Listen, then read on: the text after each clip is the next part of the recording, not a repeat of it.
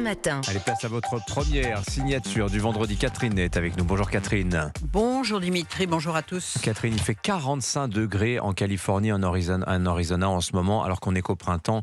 Il n'a également jamais autant plu en Égypte, idem en Iran. C'est un déluge qui tombe sur des terres rouges, provoquant des coulées de boue couleur sang. La météo est folle, tout est déréglé et les esprits aussi. Et oui, c'est vrai qu'il n'y a jamais eu autant de violence dans le monde, dans les relations humaines, politiques. Alors on finit par s'interroger, est-ce la faute du dérèglement climatique? Alors, vous voyez, la guerre en Iran, par exemple, comment Trump a-t-il pu croire régler l'affaire en quelques jours? Hier, il disait, nous sommes le cauchemar des Iraniens, ils nous supplient de faire un accord. Ils sont demandeurs, ah bon? Mais il leur donnait 3 jours, puis 6 jours, et ils n'ont pas bougé. Et son dernier tweet hier soir, à la demande des Iraniens, je suspends la destruction des centrales énergétiques de 10 jours, jusqu'au 6 avril, le lundi de Pâques. Ils veulent négocier, vraiment, les Iraniens. Steve Witkoff, qui est à sa table, dit le contraire. Via le Pakistan, c'est vrai, une proposition de négociation est parvenue aux Iraniens qui l'ont refusée. Alors comment va-t-il s'en sortir? Dialoguer, se retirer? Ce qui voudrait dire qu'on laisse tomber le peuple iranien, imaginez l'horreur, poursuivre le conflit, intensifier les hostilités. Aucun scénario n'est satisfaisant selon la presse américaine.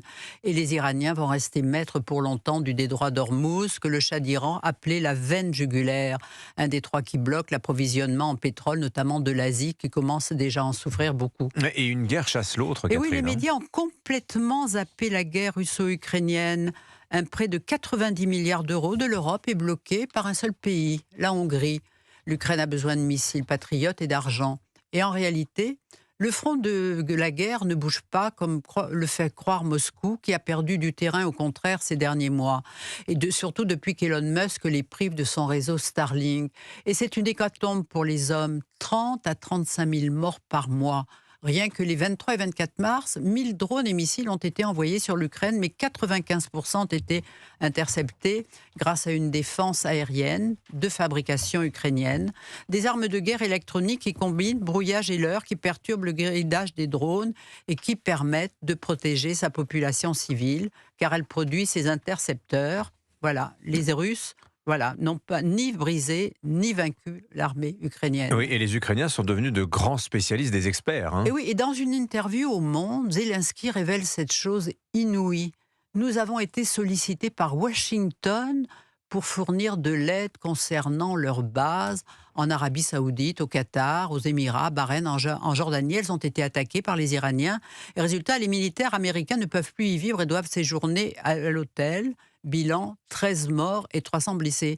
Mais vous y pensez, comment Zelensky avait été accueilli par Trump il y a quelques mois en le méprisant, en le mettant plus bas que terre, et maintenant on lui demande son aide.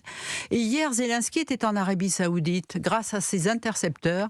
Des drones Shahed iraniens qui ciblaient des infrastructures de pétrole à Dubaï ont été interceptés.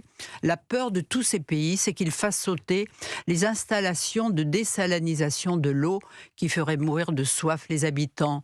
L'Ukraine a besoin d'argent pour produire des drones, elle a besoin de missiles pour le champ de bataille. Tous les pays du Golfe ont besoin des experts iraniens. Qui aurait pu penser ça il y a quelques mois? Signature Europe 1, Catherine Ney. Merci beaucoup Catherine.